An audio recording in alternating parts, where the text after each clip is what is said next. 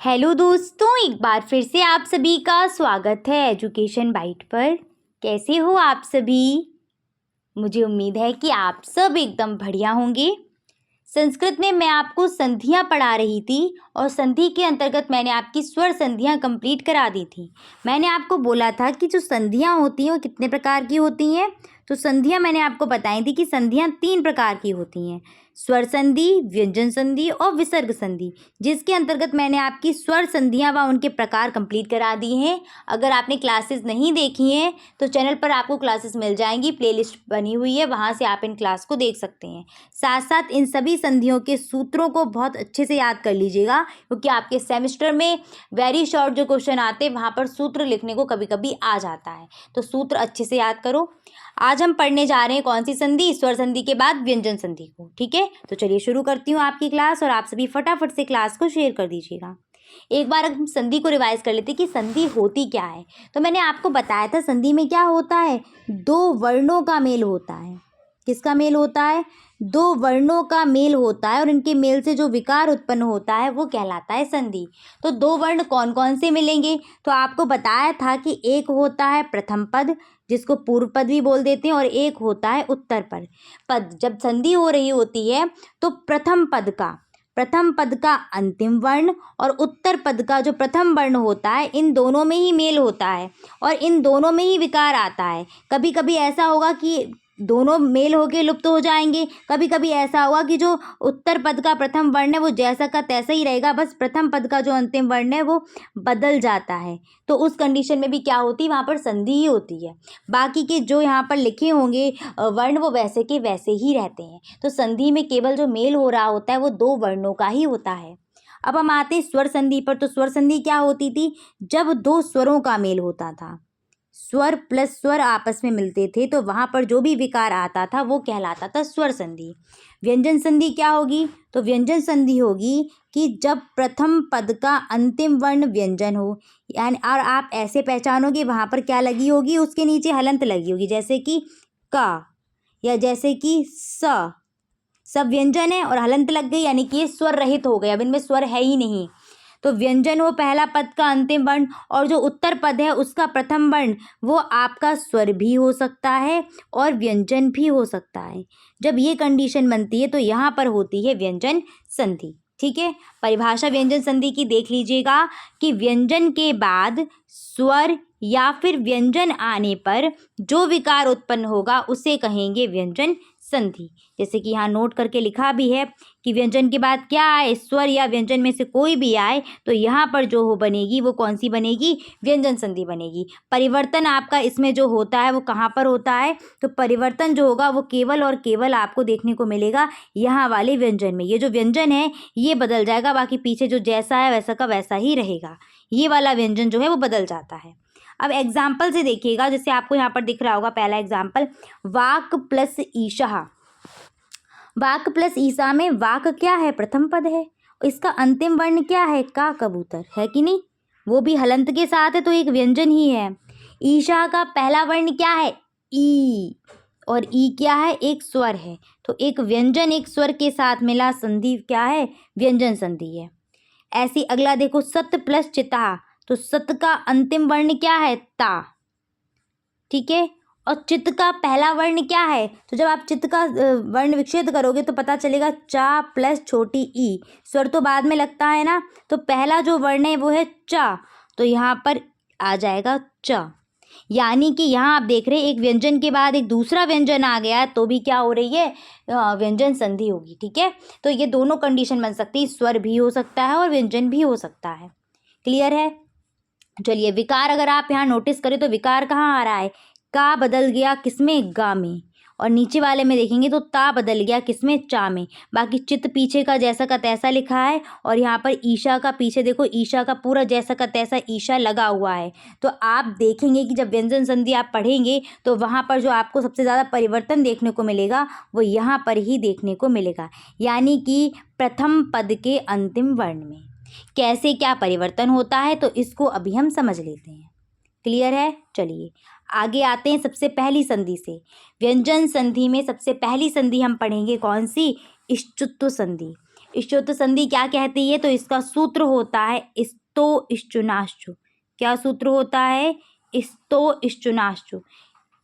स्तो इष्टुनाश्चु सूत्र ये कहता है कि यदि सकार या ता वर्ग के बाद, ठीक है, सकार या ता वर्ग के साथ में शकार या चा वर्ग का प्रयोग होता है तो सा, दंती सा बदलेगा तालव्य सा में और ता वर्ग बदल जाएगा अपने चा वर्ग में। यानी कि कंडीशन आपकी कुछ ऐसी बनेगी। सकार, सकार का मतलब है आपका सा, ठीक है, सकार बोल दिया, यहाँ पर केवल दंती सा है और साथ साथ ता वर्ग पूरा का पूरा हो। इनके साथ में अगर कंडीशन बने किसकी? शकार यानी कि सा और चा वर्ग की,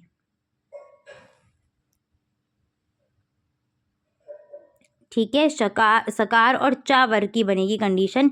तो होगा क्या? बदलेगा ये, ठीक है, सा और ता वर्ग ही बदलेगा। कैसे बदलेगा? तो इसको आप नीचे से देखिएगा। सा बदलेगा किसमें? श में। दंती सा बदल गया तालव्य सा में। ता बदलेगा च में। देखो ये आपके क्या है? ता वर्ग के पांचों वर्ण लिखे हैं, त थ द ध न, और ये लिखे हैं चा वर्ग के च छ ज झ वा।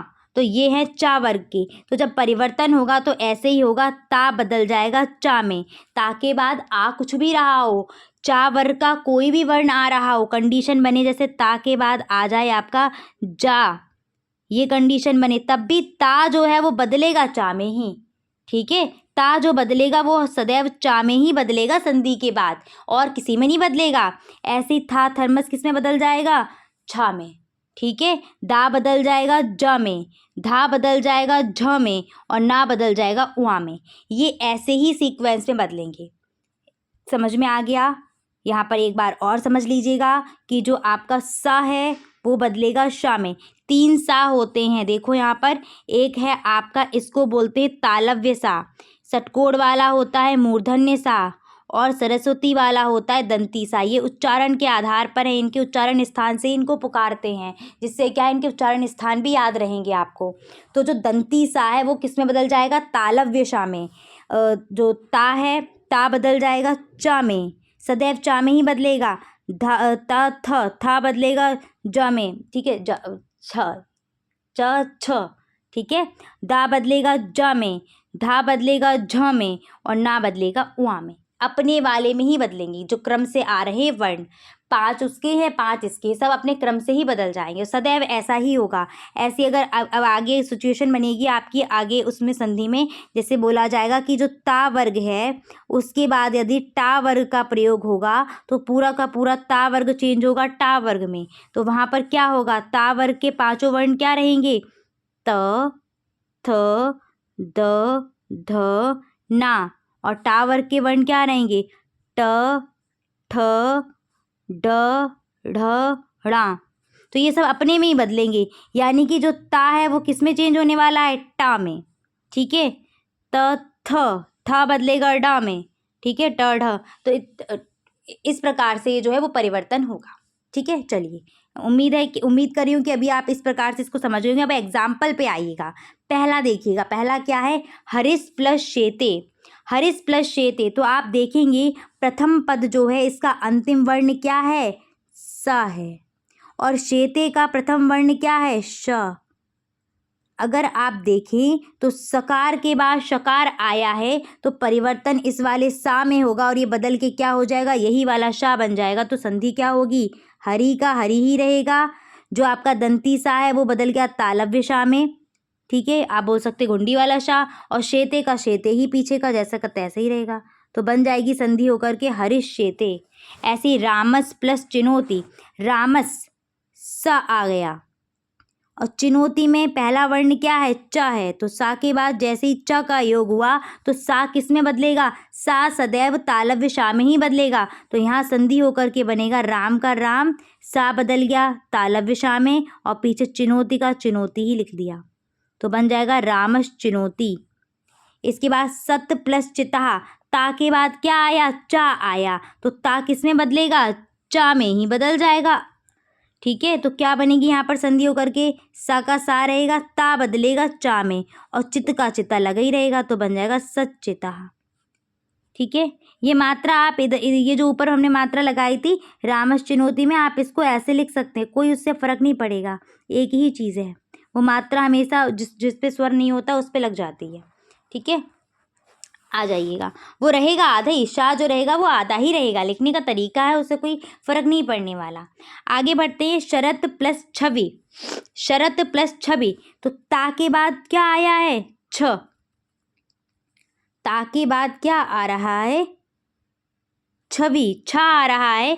और आपको बताया था ता किस में बदलता है? च में बदलता है, तो बदल दीजिएगा। यहाँ पर क्या बनेगा?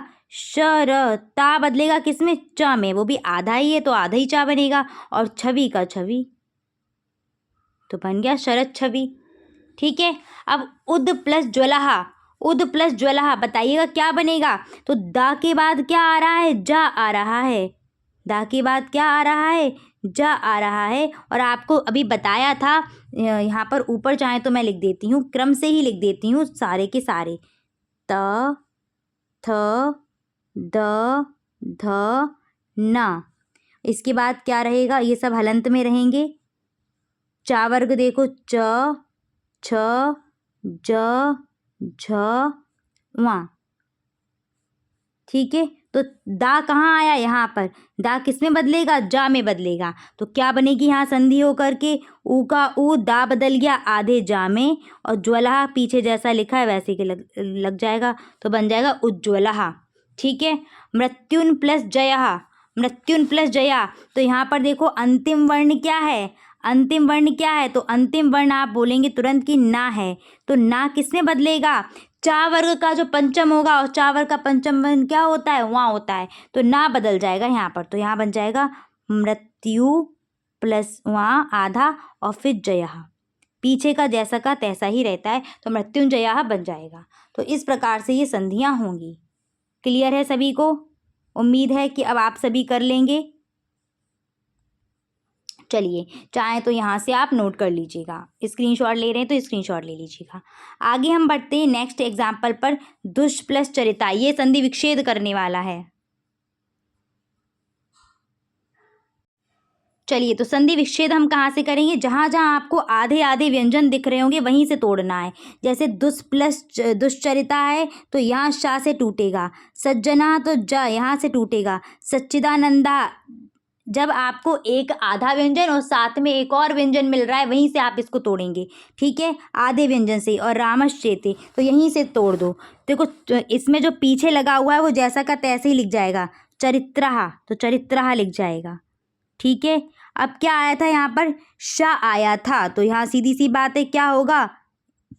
दुस होगा, तभी बना होगा उसका तालव्य शाह। ठीक है, तो दुष प्लस चरिता। ऐसे सज्जनहा, तो क्या होगा? जनहा तो पीछे जैसा का तैसा आ ही जाएगा। ये जा चेंज हुआ है, तो जा आपका बदला है किससे? द से बदला है, तो सद यहाँ पर हो जाएगा। ठीक है, सद। अच्छा, ये जो है वो अपवाद में भी रहता है, संस्कृत में यहाँ पर सत भी लिखा होता है, तो सत प्लस जना जो है वो भी सही है। ठीक है, सत प्लस जना भी सही रहेगा। संस्कृत में यहाँ पर ता रहता है, ये अपवाद में आप इसको नोट करिएगा। नेक्स्ट है सच्चिदानंदा, तो सेम इसको भी बना दीजिएगा। चिदानंदा तो पीछे का जैसा का तैसा ही रहेगा, और यहाँ पर सत लग जाएगा। सत प्लस चिदानंदा, ता ही तो बदला होगा चा में। और रामस शेते, तो शेते का शेते यहाँ पर रखेंगे और रामस का यहाँ रख देंगे सा, क्योंकि यही सा जो है वो बदलता है किसमें? यही सा बदलता है श में। तो उम्मीद है कि आपको अब ये करने में कोई परेशानी नहीं होगी। नेक्स्ट हम आगे बढ़ते हैं। अगली संधि है आपकी इष्टुत्व संधि। ये संधि क्या कहती है? तो इसका सूत्र होता है आपका इष्टुनाष्टु। इष्टुनाष्टु सूत्र कहता है कि सकार अथवा ता वर्ग के साथ में सकार या टा वर्ग का योग होने पर सा का दंती सा का मूर्धन्य सा और ता वर्ग का टा वर्ग हो जाता है। यानी कंडीशन कुछ ऐसी बनेगी, सकार कहने का मतलब है सा और प्लस ता वर्ग, सॉरी ता वर्ग नहीं, ऑब्लिक करके लिखेंगे हम, ऑब्लिक ता वर्ग, इनके साथ में जो योग होगा, जो जुड़ेंगे वो रहेंगे शकार यानी कि मूर्धन्य सा। और इसके साथ में अगर आपका क्या आ जाए? टा वर्ग आ जाए, तो देखिए कैसे परिवर्तन होगा। जो सा है वो बदलेगा सा में, ता वर्ग, ता वर्ग पूरा टा वर्ग में बदलेगा। तो सब अपने अपने क्रम पर जो वर्ण आएंगे उसी में बदलेंगे। ता बदलेगा टा में, फिर ता के बाद त थ, था बदलेगा ट ढ, ट ठा ठटेरा में। तो इस प्रकार से ही बदलते हुए चले जाएंगे। ठीक है, देखो यहाँ पर एक बार मैं स्पष्ट कर दूँ, इसको इस प्रकार से लिखूँ तो अच्छे से समझ में आ जाता है।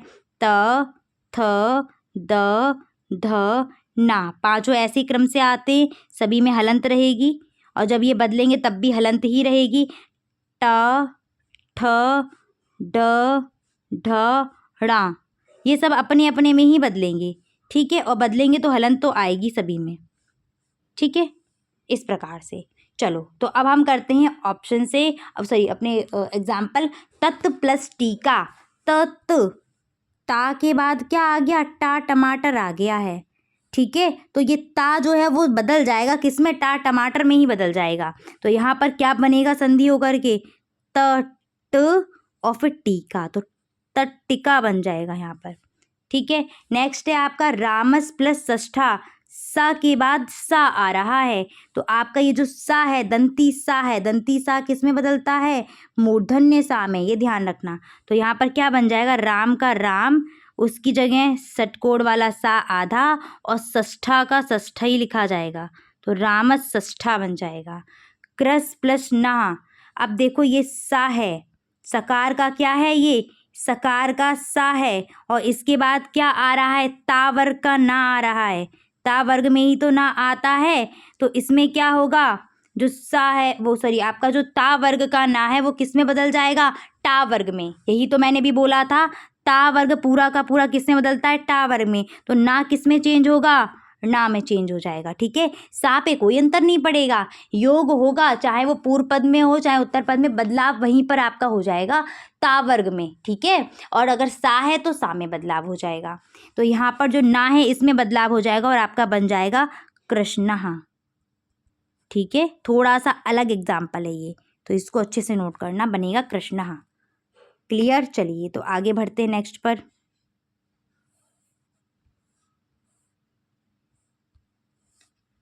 नोट करना चाहें तो यहाँ से कर लीजिएगा, तट्टिका, रामषष्ठा और कृष्णा। आगे आते उद प्लस डयनम, ऊपर मैं यहाँ पर लिख दूँ, यहाँ पर त थ द ध ना, और ये बदलेंगे किस में, तो टा वर्ग में, ट ठ ड ढ ड़ा, और सा अगर होता है तो सा बदलता है सा में।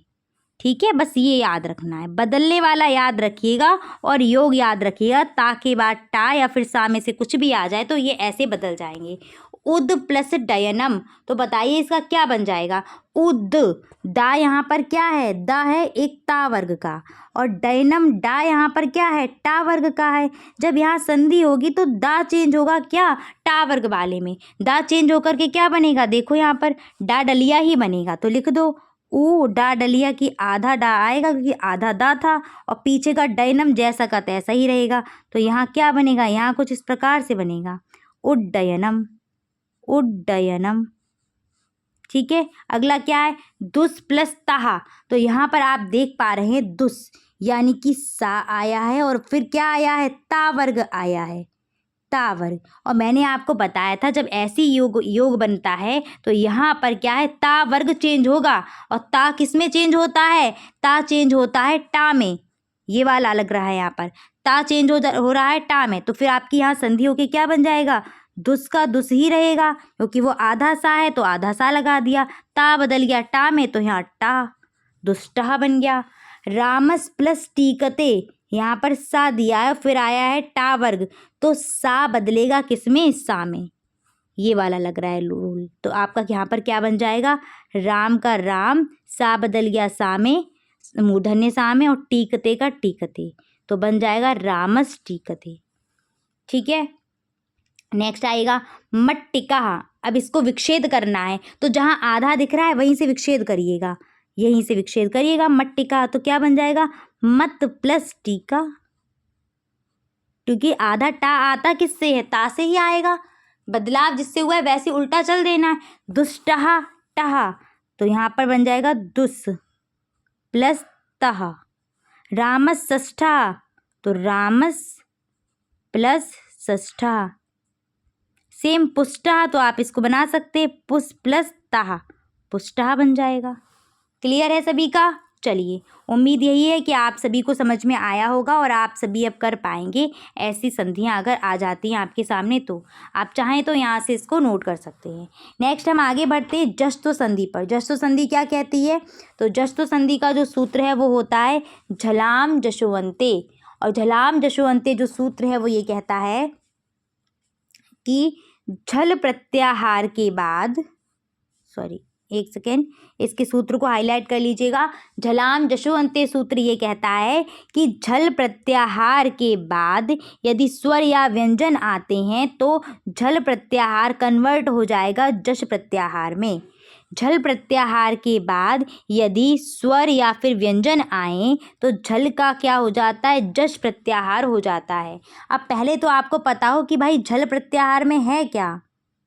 तो झल प्रत्याहार में आपके प्रत्येक वर्ग के पहले 4 वर्ण हैं। प्रत्येक वर्ग के क्या हैं? पहले 4 वर्ण हैं। ठीक है।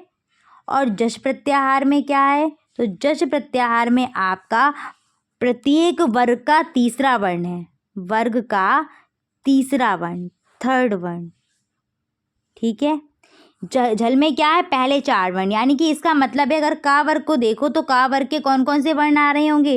क, ख, गा और घा। यही तो पहले 4 हैं। चा को देखोगे तो च, छ, जा और झा, ये आ रहे होंगे। ठीक है। तो इसने ये कहा है झल प्रत्याहार के बाद यदि आपका, और झल प्रत्याहार में एक चीज़ और आती है आपकी, प्रत्येक पहले 4 वर्ण के साथ साथ यहाँ पर श स सहा भी आते हैं, उसमें व्यंजन भी आते हैं, स स स ह। ठीक है। तो ये जब आएंगे तब ये सब किस में बदलेंगे?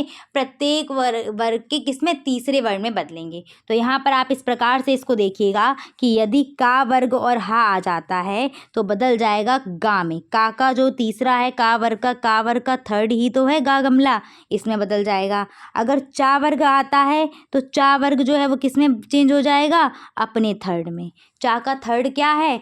जा है। चाहे तो देख लो यहाँ पर 1 नंबर पे ये, 2 नंबर पे ये और 3 नंबर पे ये। तो इस प्रकार से ही बदलने हैं। टा वर्ग यदि आ जाता है तो टा वर्ग का तीसरा क्या है? ट, ठ, ड, डाडलिया, तो डाडलिया बदल जाएगी। ता वर्ग का है, ता वर्ग का दा दवात हो जाएगी। और पा वर्ग अगर है तो पा वर्ग का क्या हो जाएगा? बा। ठीक है। प, फ, ब, भ। समझ में आ गया? श स समझ में आ गई? चलिए अब हम करते हैं अपने क्वेश्चंस पर। पहला है आपका अच प्लस अंतः। अच क्या बोला था? स्वर और व्यंजन में से कोई भी रहेगा और प्रथम पद में जो रहेंगे वो आपको ये लिखे हुए हैं। ठीक है। ये जो वर्ण लिखे हैं ये सारे के सारे क्या हैं? प्रथम पद के अंतिम वर्ण हो सकते हैं। तो देखो कैसे बनेगा यहाँ पर, अच प्लस अंतः। अच और चा वर्ग, चा बदलेगा, क्या बदलेगा यहाँ पर? चा बदलेगा। चा का तीसरा हो जाएगा। चा का थर्ड क्या होता है? चा वर्ग का थर्ड क्या होता है? च, छ, जा, जा। जा ही तो होता है, तो चा बदल जाएगा जा में। क्या बन जाएगा यहाँ पर? अजंता। और अंता पीछे जैसा का तैसे ही लग जाएगा। यहाँ पर जो व्यंजन बदलेगा वो व्यंजन जो है वो पूरा हो जाएगा यदि पीछे स्वर दिया गया है तो। जैसे कि पीछे देखो, सट प्लस आनना, टा वर्ग, टा आया है, टा, टा बदलेगा अपने ही तीसरे में। टा का तीसरा क्या है? ट, ठ, ड, डा डलिया। तो ता जो है वो किस में कन्वर्ट हो जाएगा? टा, टा हो जाएगा डा डलिया में कन्वर्ट। तो यहाँ पर स और फिर डा डलिया और पीछे से स्वर लग जाएगा आ की मात्रा, तो बन जाएगा सडा ननहा। ऐसी वाक प्लस ईशा, का आ रहा है, का किस में बदलेगा? अपने तीसरे में। और का तीसरा क्या है? क, ख, ग, गा गमला। तो यहाँ पर बन जाएगा वा और फिर गा गमला, मात्रा किसकी? ई की, तो बन जाएगा वागीशहा। नेक्स्ट है दिक प्लस अंबरहा।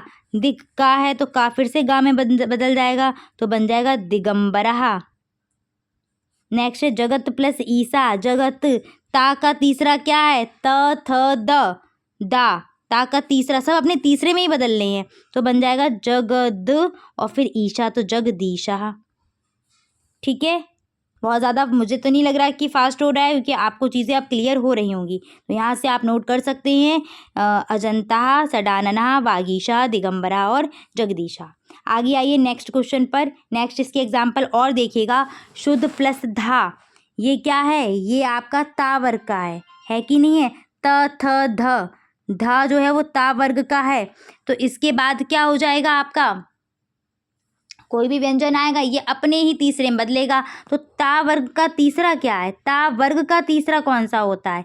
त थ द, द, दा में बदल जाएगा। तो यहाँ पर जो धा था वो बदल गया दा में। कोई स्वर था नहीं, मात्रा लगी नहीं, धा पीछे का पीछे आ गया, बन गया शुद्धा। ठीक है। नेक्स्ट है आपका दुहु, दुहु प्लस धमा। हा आया है, हा का वर्ग के साथ था और उसका तीसरा यानी कि क्या होगा? हा जो है वो कन्वर्ट होगा गा गमला में। क्लियर है? हा का वर्ग के साथ ही। और इसको अगर भूल भी जाओ तो हमेशा उच्चारण स्थान से याद कर लेना। अकुह विसर्जनिया नाम कंठा, आ का वर्ग और हा, तो सीधी सी बात है, सेम वहीं से रिलेट करके इसको कर लो कि का वर्ग के साथ का के चारों वर्ण आ जाएं, पहले चार, और साथ में हा आ जाए तो गा गमला में कन्वर्ट हो जाएंगे ये सभी। तो हा यहाँ पर बदल जाएगा गा में। ठीक है। पीछे कोई स्वर है नहीं अगले पद में, तो वो जुड़ेगा ही नहीं, तो गा गमला आधा का आधा ही रहेगा। और फिर पीछे क्या रहेगा? धम जुड़ जाएगा, तो दुग्धम आपकी संधि बन करके हो जाएगा। ऐसे ही लब प्लस धम, ये सब व्यंजन हैं। आप देख पा रहे हैं ये सब व्यंजन है, इसीलिए यहाँ पर जो संधि होने के बाद आपको व्यंजन हमेशा आधा आधा दिख रहा होगा। लब प्लस धम, भा भट्टी, भा भट्टी किस में आती है? पा वर्ग में आती है, पा वर्ग में। और पा वर्ग का तीसरा क्या है? बताओ फटाफट से। पा वर्ग का तीसरा, भा जो है वो किस में आ रहा है? पा वर्ग में आ रहा है। और पा वर्ग का तीसरा क्या है? तो पा वर्ग का जो थर्ड वर्ण होता है वो क्या होता है? प फ ब, बा होता है, बा में बदल जाएगा फिर ये। तो यहाँ पर हो जाएगा ब, लब धम, पीछे जैसा का तैसा। ऐसी उत प्लस गम, ये ता वर्ग का है और ता का तीसरा त थ द दबात आ जाएगी, द और गम, उद्गम। हो गया सभी का? आ गया समझ में? चलिए तो फिर आगे हम बढ़ते हैं। नेक्स्ट आ जाइए सुबंतहा, सुबंतहा, सुबंतहा, इसको विच्छेद करना है तो कैसे बनेगा आपका? सुबंतहा, बा, बा यहाँ पर दिया है और बा आया कैसे होगा? पा वर्ग होगा। तो इसका रहेगा सुप प्लस अंता। इसको 2 से 3 बार रिवाइज करना, तब आपको ये वर्ड थोड़े क्लियर हो जाएंगे। सुने सुने, क्योंकि ये तो सुने ही नहीं होंगे सुप क्या होता है, ऐसा क्या होता है, और हालंत जरूर लगाना है यहाँ पर। ठीक है। दिग्गज, तो दिग्गज यानी कि दिक प्लस गजहा। ऐसी दिगंबरा याद रखना, दिक प्लस अंबरा। वागीशा, वाक प्लस ईशा। चिदानंदा, बताओ चिदानंदा कैसे होगा? तो चिदानंदा का हो जाएगा चित्त प्लस आनंदा। वेरी गुड, चित्त प्लस आनंदा, चित्त प्लस आनंदा। नेक्स्ट है सदगति, सदगति का क्या हो जाएगा? सतगति। अगला है वागदानम, वाक प्लस दानम। ठीक है। ये जो थोड़ी सी संधि है, थोड़ी सी ना विच्छेद करने के टाइम पर अटपटी आपको लगेगी, करने के टाइम पर इतनी नहीं लगेगी। तो इसके एग्जाम्पल्स को 2 से 3 बार एक बार पढ़ो। ठीक है। तो आपको वर्ण जो शब्द हैं वो थोड़े थोड़े याद होंगे, तो आपको फिर वो आसान लगने लगेगी।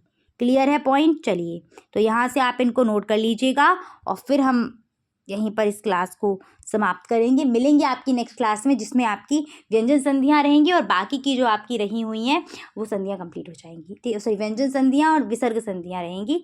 तो आज इतना ही रखते हैं, मिलेंगे फिर आपकी कल की क्लास में। Thanks for watching and please like share and subscribe my channel. Bye bye, take care.